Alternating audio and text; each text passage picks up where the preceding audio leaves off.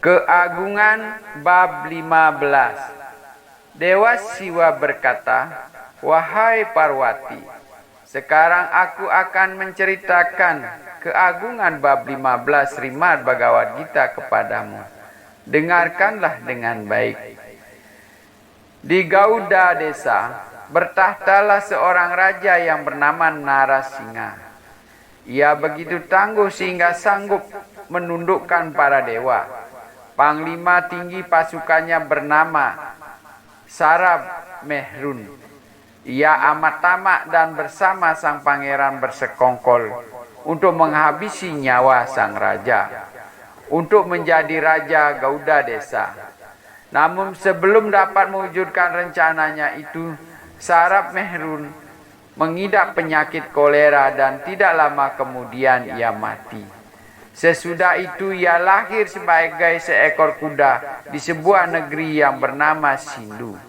Kuda itu amat indah dan dapat berlari sangat cepat, serta dengan segala kelebihannya sebagai kuda yang amat berharga. Suatu hari putra dari orang kaya raya di Gauda desa melihat kuda tersebut, lalu memutuskan untuk membelinya dengan maksud untuk menjual kembali ke Raja Gauda desa.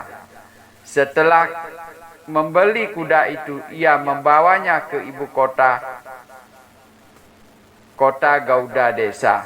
Ketika tiba di pusat kota, ia langsung menuju ke istana sang raja dan meminta para pengawal agar memberitahukan kedatangannya.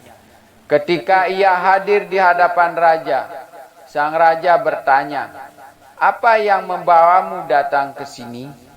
Pedagang itu menjawab, "Wahai baginda raja, di Sindu hamba menemukan seekor kuda yang berkualitas terbaik dan tidak ada bandingannya di seluruh jagat raya. Hamba membelinya dengan harga yang sangat mahal." Sang raja lalu memberi perintah, "Bawa kuda itu segera." Tak lama kemudian kuda itu dibawa ke hadapan sang raja, yang merasa sangat puas melihat kelebihan-kelebihan kuda tersebut. Setelah diteliti dengan seksama, sang raja membayar kepada si pedagang berapapun harganya tanpa menawar lagi. Setelah beberapa hari, sang raja memutuskan untuk pergi berburu, menunggangi kuda itu. Ia berangkat menuju hutan di mana ia melihat seekor rusa yang langsung diburunya, mengikuti rusa itu dari belakang. Ia membututi kemanapun rusa itu pergi. Beberapa saat kemudian, ia pun telah meninggalkan rombongannya jauh di belakang. Setelah lama memburu rusa itu dan merasa letih dan haus, ia berhenti untuk beristirahat. Ia menambatkan kudanya di cabang sebatang pohon dan ia sendiri duduk di atas batu besar. Sejenak kemudian ia melihat secarik kertas diterbangkan angin, terjatuh di sebelah batu karang tempat dia duduk. Di atas kertas itu tertulis setengah sloka Srimad Bhagavad Gita. Sang raja mulai membaca, dan begitu suara pertama terucap dari bibirnya, kuda itu tersungkur ke tanah lalu mati. Ia mendapat wujud roh berlengan 4 dan langsung duduk di sebuah pesawat udara terbuat dari bunga yang datang dari Vaikunta untuk membawanya ke kediaman spiritual Vaikunta.